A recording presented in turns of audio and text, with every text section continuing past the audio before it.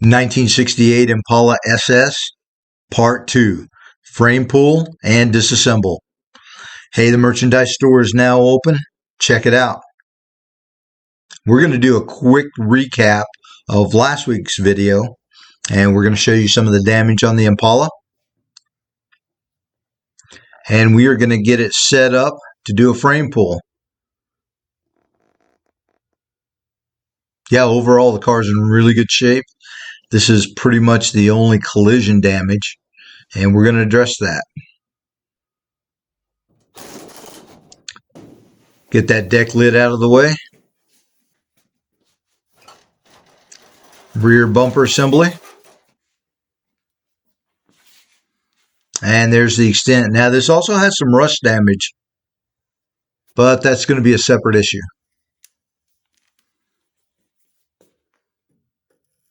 And showing you a little kink there. And it's actually translated all the way up to the front. It's pushed the quarter panel at the rear up and out. So before we remove this body from the frame and put it on the rotisserie, we don't want to do that until we have pulled this frame and the body back into relative shape, so we can get this quarter panel removed and replaced.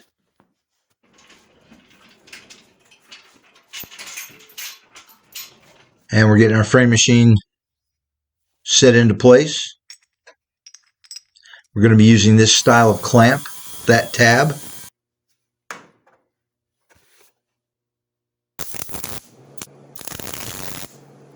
And get it welded into place. And that'll give us a point to pull from.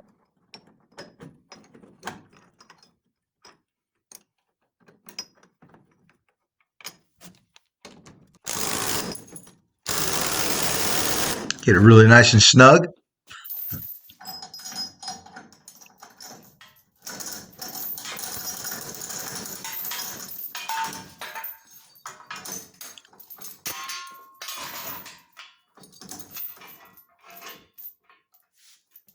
And we are ready to start pulling the frame back into shape.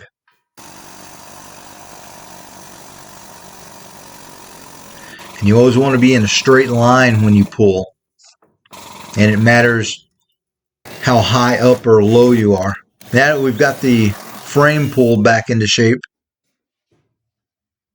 we're going to start with the body. And we're going to make 2 pulls here.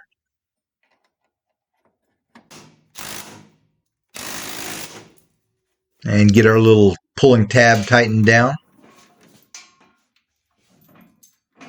And it's just going to be easier to drill one hole than try to weld onto a body. That usually ends up tearing out the sheet metal.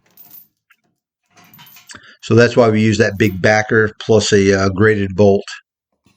We'll have a lot better result.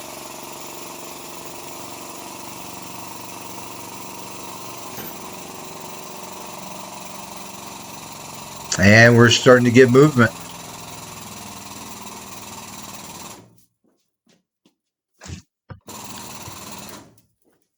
We'll actually get most of it out with the first pull. And we're just trying to get this back into shape. This is just a rough frame pull. We're not going to be fixing this area. We're going to have to be replacing it. And here's the second mounting point. And you can see the big backer. That's just a piece of 1/4 inch angle.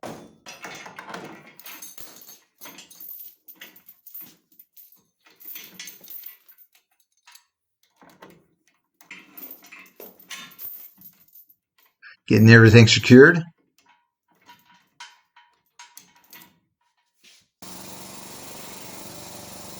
And here we go.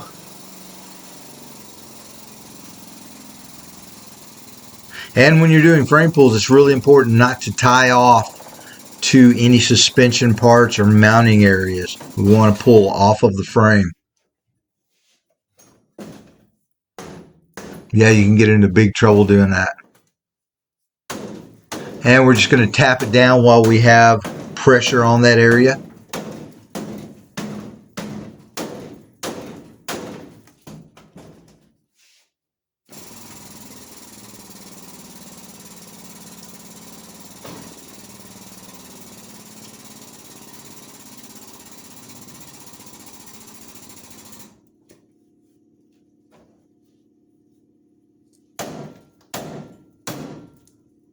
And you can see it coming back into shape.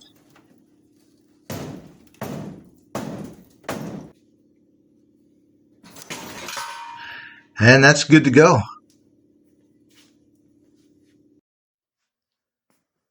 And you can see we've gotten quite a bit of that out.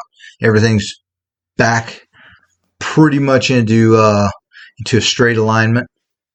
Got a nice gap between the frame and the body. And we can move on now.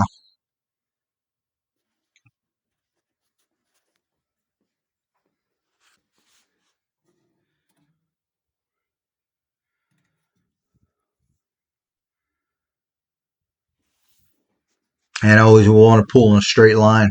So now, part 2 on the disassembly. Here we go. Man, the parts and pieces on this car, they're like in an exceptional shape. Just a complete guess.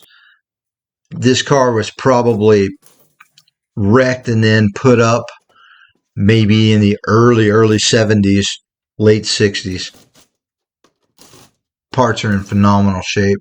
So with that said, we want to take our time and disassemble this car correctly. We don't want to damage any of the parts or pieces. And what is really huge on this type of build are the clips, because they do sell aftermarket clips, but a lot of those have no comparison to the factory type hardware to mount or mount things, especially stainless. I think that glass will clean up. Now, here is how the lock cylinder comes out, in case anybody ever runs into this. And you have to have the key. And there's a little access hole there, and you stick a paper clip or something that will fit in, and you turn it one direction and then depress that plunger inside, and that will allow the cylinder to be removed. Yeah, if you don't have the key, you're in trouble. And now we're starting to remove all the trim.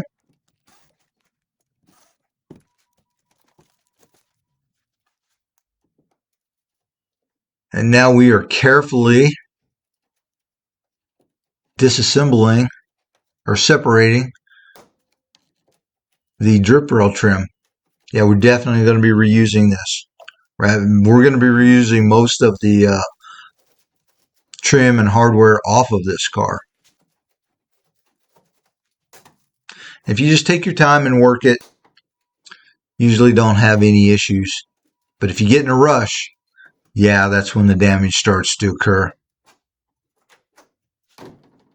And this is actually sped up a lot.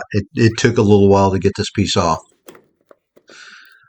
Now this car is going to be installed on a rotisserie and then media blasted, so we want to get out all of the plugs, and we're going to come back and remove all of the body caulking.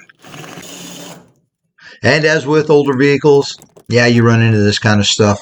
One of the bolts we had to drill out and then remove that way. Pretty common. Rear glass is super nice. All of the glass is really nice. And now this trim is actually held on with some plastic hardware, and getting those off, we'd end up damaging the trim. So what we're going to do is we're just going to sacrifice that, cut through, save that piece of trim, and that's a look at it.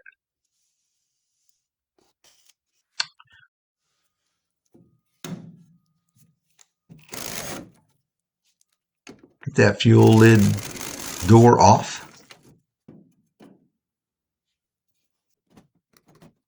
And now let's get that back glass. And first we have to remove the trim. Now this trim, there are clips on the body, but it is sandwiched in between the gasket. And after this much time, yeah, it took a little while to get it off, but we were successful in doing that. And now we're ready to remove the rear glass. And that gasket, man, yeah, it was hard as a rock. A lot of it just broke up. But we were able to deal with it, taking our time. Removing as much as we can. And we'll speed it up a little bit for you.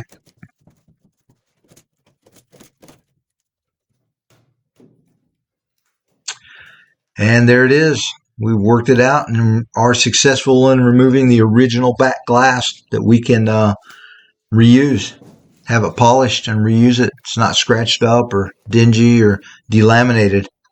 Now I'll show you the clips that are holding that trim in case anyone is out there trying to figure out how to get that trim out. That's the old gasket material. And here's what the clips look like. It's like I said, I'm sure you can buy those, but those are very valuable. Yeah, anything you buy now is not going to work as well as those clips will. Take your time and preserve those. And we want to get all of the caulking out because we can't media blast around that. Media blasting won't remove it, so we have to manually remove all of it.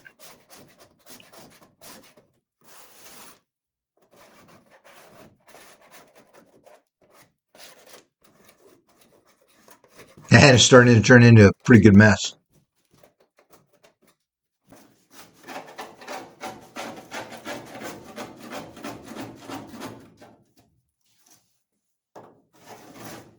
And even though this car is in exceptional shape, yeah, underneath of caulking, underneath of weather stripping, it's going to uncover a little bit of rust. But it's nothing too serious. But that's another reason why you always remove all of the caulking. You'll be very surprised what you find, as well as lead. Let me get that vacuumed out of there.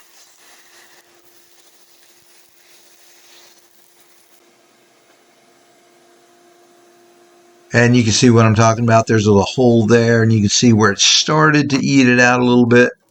Nothing serious.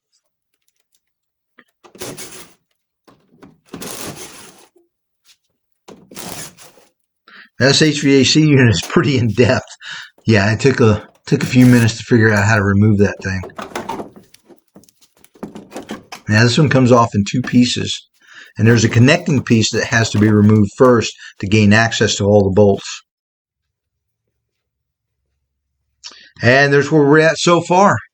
Now in the next video, we're going to be separating the body, fabricating some mounts, and getting it installed on a rotisserie so we can get that thing out for media blast. Man, what a nice start to a build.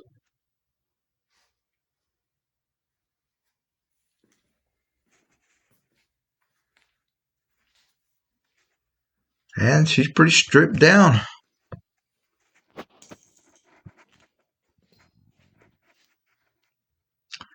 Cut that pulling tab off of there before we go too much farther. And what a mess.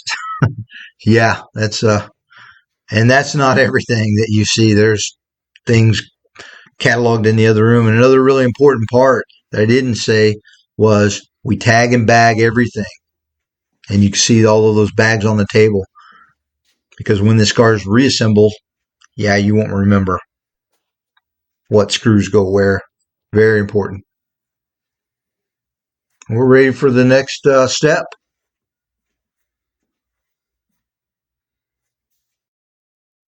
Hey, be sure to check out that merchandise store. And as always, thanks for watching.